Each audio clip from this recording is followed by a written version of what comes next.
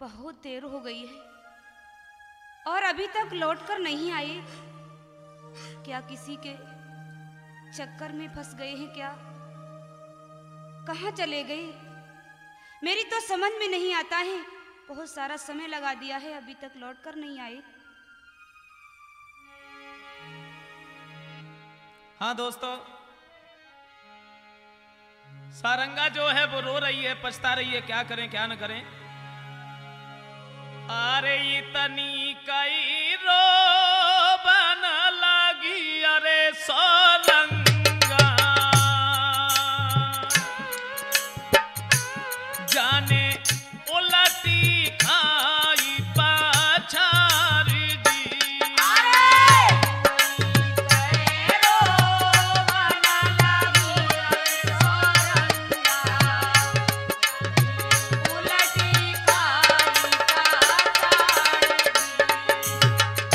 सारंगा जब रो रही है, लेकिन वो जादूगरनी लड़की सामने पहुंच गई। जवाब दिया, सारंगा तेरे पति को तो एक दानी ने अपने कब्जे में रखा है, अब तेरे पति तुझे नहीं मिल सकते।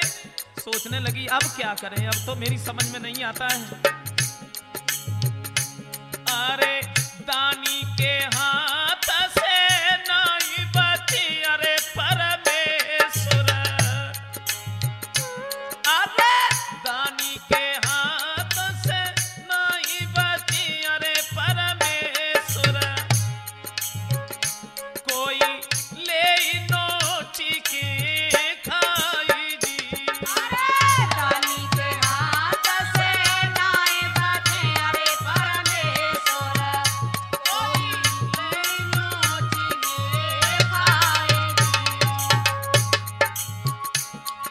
भगवान से विनती करती हुई बोली, अरे आज बचल मेरे पति को, अरे मेरे दाता,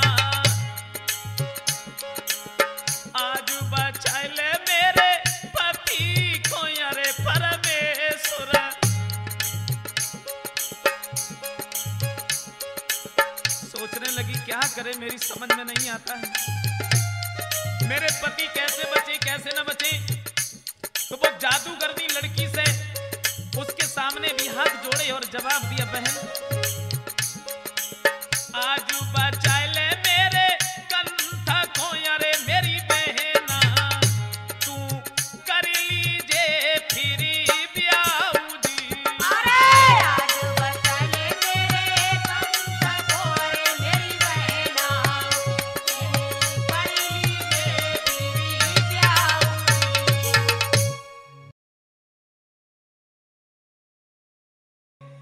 उस जादूगरनी लड़की से एक बात कही है कि ऐसा करो, तुम हमारे पति को बचा लो, उसके बाद में तुम चाहे शादी कर लेना, लेकिन हमें तुमसे कोई मतलब नहीं है, कोई लेना देना नहीं है, लेकिन तुम मेरे पति को किसी भी प्रकार से बचा लो।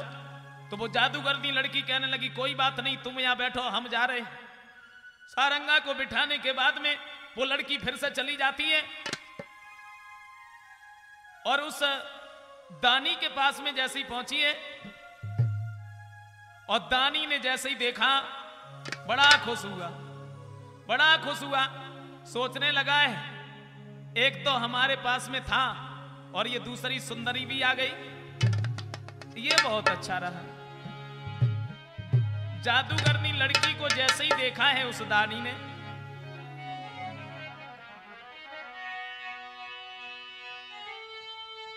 हारे खिलखिलाई के हंसो,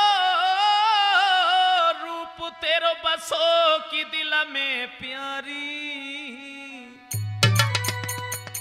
ले चले तो को संगरे बनाए के रखे नारी।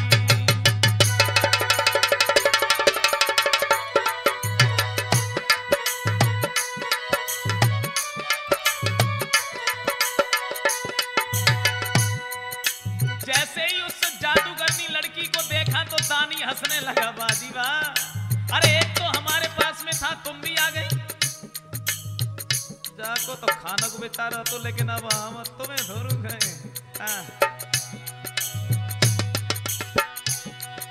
खिलखिलाए के हंसो, रूप तेरा बसो की दिल में प्यारी है, दिल में प्यारी, ले चले तो को संगरे बनाए के राखे नारी।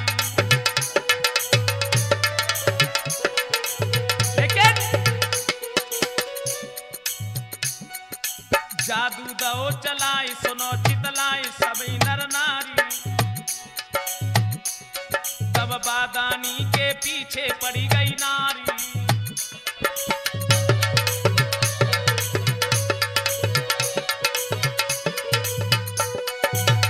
जैसे ही वो दानी हंसने लगा और तुरंत ही उस जादूगरनी लड़की ने जादू चला दिया और उस जादूगरनी लड़की के सामने उसकी कोई पेश नहीं गई तो हाथ जोड़ करके सामने खड़ा हो गया, जवाब दिया, बहन हमें माफ कर देना, हमारे हृदय में कैसे विचार बने गए आपके प्रति, अब हमें माफ कर दो, अब हमें छोड़ दो। तो वो जादूगरनी लड़की कहने लगी, हम तुम्हें छोड़ तो देंगे लेकिन हम तुम्हें ऐसे नहीं छोड़ेंगे। फिर कैसे छोड़ोगी? तो वो जादूगरनी लड़की समझाती हुई बोली है, राती राती जब आग में अरे मेरी दानी एक दी जो मेलू बनवाई दी।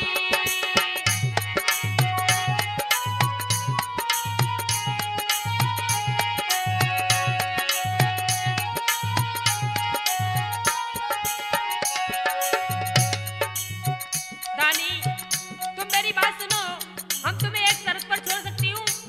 मेरी ये इच्छा है कि तुम रात ही रात में इस जंगल के बीच में एक सुंदर महल बना दो, और अगर तुमने ऐसा नहीं किया तो हम तुम्हें हरगिज नहीं छोड़ सकती। राजन जैसे ठाट हो अरे मेरे दानी होए द्वार पे पहरेदार गी।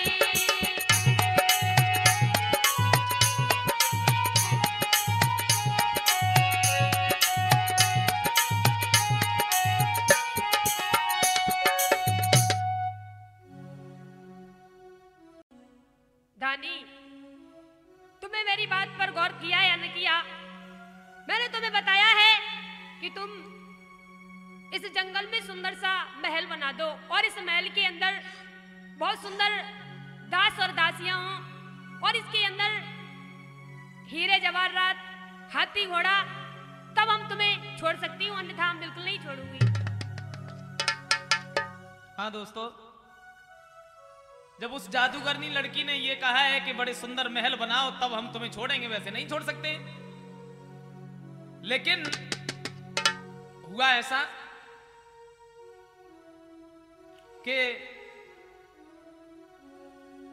उस दानी ने जादूगरनी कहने के अनुसार बड़े सुंदर महल बनाए, हीरे जवाहरात भरे, हाथी घोड़ा रथ पहरेदार, और सदाव्रज को भी छुड़वा लिया है उस दानी से। अब हुआ ऐसा कि सदाव्रज तो वहां राजा बन के रहने लगे और जो जादूगरनी लड़की थी वो रानी बन के रहने लगी, क्योंकि उस जादूगरनी ने सदाव्रज से झूठ बोल दिया कि सारंगा तो मारी गई, और वो रानी बन के रह रही है, वो राजा बन के रह रहे हैं। और इधर सारंगा उधर सोच रही है अब हम क्या करें क्या न करें, अपने पति को कहां ढूंढे। वहां से उठ के भागी, कुछ पक्षी उड़ते हुए उसे दिखाई दिए तो उसी तरफ भागी है, भागती हुई जा रही है। और भागते भागते सारंगा जो थी उसी बगीचे में पहुंची है, और जब बगीचे में पहुंची है उसके अंदर जब गई तो उसने क्या देखा है कि बड़े सुंदर महल बने हैं, पहरेदार खड़े हैं, और जब पहरेदारों को खड़े हुए देखा तो लौट के फिर चली। लेकिन जो वो बुढ़िया जो मिली थी सारंगा को, और बहे बुढ़िया बाई बगीचा में मिली, और वो बुढ़िया ने पहचान लो। जैसे ही बुढ़िया ने पहचानो तो अपने नजदीक बिठाओ, जवाब दो लली तुम। और वो सारंगा ने भी पहचान लिया तो सारंगा रोती हुई बोली है, मां हमारा सारा जीवन रोते ही चला गया, लेकिन हमारे पति हमें नहीं मिल सके। समझ में नहीं आता है कि हमारे पति कहाँ हैं, और इस बगीचे में तो ये एक महल बना है। तो वो बुढ़िया समझाती हुई बोली है, बेटी ये इस जगह पर एक जादूगरनी लड़की है, उसी की करामात है, ये रात ही रात में महल बन गया। और यहाँ पर वो रानी बन के रह रही है, एक बड़ा सुंदर लड़का है वो राजा बन के रह रहा है। तो सारंगा ने ये सोचा हमें ऐसा मालूम पड़ रहा है कि हमारे सदाव्रज ही हैं, क्योंकि वो जादूगरनी लड़की जो थी वो हमारे पति के पीछे पड़ी हुई थी। कहीं ऐसा तो नहीं है कि हमारे सदाव्रज को उसने अपने कब्जे में कर लिया हो। और तुरंत ही सारंगा वहां से चली, पहरेदार के सामने पहुंची है। भैया हाँ, क्या हमें तुम अंदर जाने दोगे या नहीं? क्यों? अरे तुम अंदर जाना क्यों चाहती हो? क्या काम है तुम्हें अंदर? देखो भैया, जो यहाँ के राजा हैं वो हमारे पति हैं। मूर्खता सुनी तो थी लेकिन देखी पहली बार है। एक महाराज को अपनी पहुंच यानी अपने आप को वहां तक पहुंचाने के लिए तुमने अपने आप को उनकी रानी बता दिया। अरे गरीब हो तो क्या, आखिर को पति जो तुम्हारा है उसे अपना मानो। और ये सूर्य की तरफ देखने से सूर्य तुम्हारा नहीं हो सकता। तुम अपने घर जाओ, या तो तुम्हें दिमाग कम है या तुम बहुत ज्यादा लोभी हो। नहीं नहीं भैया, मैं सच बोल रही हूँ। मैं सच को पहचानता हूँ। नौकरी हमारी बहुत हो चुकी है और महाराज के दरबार पर यहाँ ड्यूटी करता हूँ और मेहनत करता हूँ। अच्छी तरह पहचानता हूँ कि कौन सत्य बोलता है कौन असत्य बोलता है। तुम हमारे यहाँ नौकरानी जो हैं उन कैसे वस्त्र नहीं तुम पे, नौकरानियों कैसे आभूषण नहीं, राजाओं कैसी कोई वार्तालाप नहीं, राजाओं घरानों कैसा कोई चेहरा नहीं, और तुम अपने आप को रानी बता रही हो। तुम्हें शर्म आना चाहिए, यहाँ से चली जाओ। नहीं नहीं भैया, ऐसा करो, ये फाटक आद को खोलो, मुझे अंदर जाना है। मुझे अपने पति से मिलना है भैया। मैं समझ गया, अंदर जो राजा साहब हैं वो आपके पति हैं। ये बात सत्य नहीं है। सत्य ये है कि आपको अपने दिमाग का इलाज कराना चाहिए। अंदर जो महाराज हैं वो एक राजा हैं, उनके एक महारानी है, और तुम जैसी नौकरानियां यहाँ पर हजारों रोज आती हैं और जाती हैं। इससे मुझे क्रोध बढ़ा है, उससे पहले आप यहाँ से चली जाइए। नहीं नहीं भैया, खबरदार जो आगे कदम बढ़ाया मैं तुमसे निवेदन करती हूँ भैया, उठाकर फेंक दूंगा अगर आगे बढ़ने की कोशिश की। मुझे मेरे पति से मिला दो भैया। चली आई, पति से मिला दो, पति से मिला दो। हाँ दोस्तों, सारंगा को जब उस पहरेदार ने नहीं घुसने दिया है अंदर, तो सारंगा रोती हुई वहां से चली है। सोचने लगी अब हम क्या करें। अरे आस छोड़ी रहने लगी रे सारंगा, ओए सारंगा बेटिया।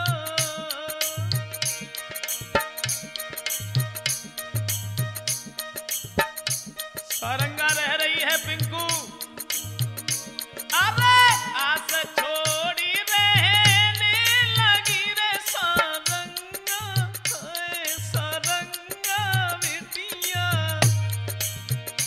कोई दिल में करती विचार जी।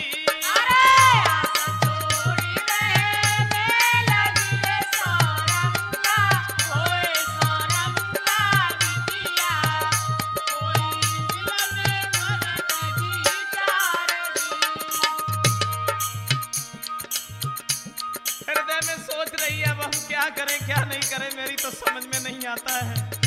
सोचा ऋषदेव शास्त्री जी, अरे सारंगा सोच रही है, सारंगा उधर रो रही है, पछता रही है, अब हम क्या करें क्या न करें। अरे हमारे प्राण भी तो नहीं निकलते हैं, अब हम किस जगह पर जाएं। और उस जादूगरनी लड़की को यह मालूम था कि सारंगा इसी बाग में रह रही है। भोजन भी नहीं किया सारंगा ने। जादूगरनी लड़की को तरस आया, दासी के हाथों से भोजन भिजवा दिया है। और दासी वो भोजन का थाल लेके सामने पहुंची है। जवाब दिया, बहन ये भोजन कर लो। सारंगा कहने लगी, बहन ये भोजन कहां से लेके आई हो? जवाब दिया, हमारी जो महारानी है उन्होंने तुम्हारे लिए ये भोजन भिजवाया है, तुम भोजन कर लो। सारंगा ने भोजन की थाली अपने पास में रख ली है, लेकिन भोजन को नहीं किया। सदाव्रज की याद में ही रो रही है। और उधर सदाव्रज सोच रहा है हम क्या करें क्या न करें। अरे इस जादूगरनी लड़की के चक्कर में पड़ गए और हमारी पत्नी सारंगा खत्म नहीं हुई, बल्कि इसने हमसे झूठ बोल दिया है। अब हम कहां जाएं? और हमें तो ऐसा मालूम पड़ रहा है कि सारंगा भी अब हमें छोड़ करके चली गई। इधर सारंगा सोच रही है कि उस जादूगरनी लड़की के पीछे सदाव्रत ने हमको छोड़ दिया, और उधर सदाव्रत सोच रहा है कि सारंगा ने हमको छोड़ दिया। लेकिन एक दूसरे की याद करके सदाव्रत जो है वो उधर महलों में रो रहा है, और सारंगा इधर बगीचे में रो रही है, विलाप कर रहे हैं।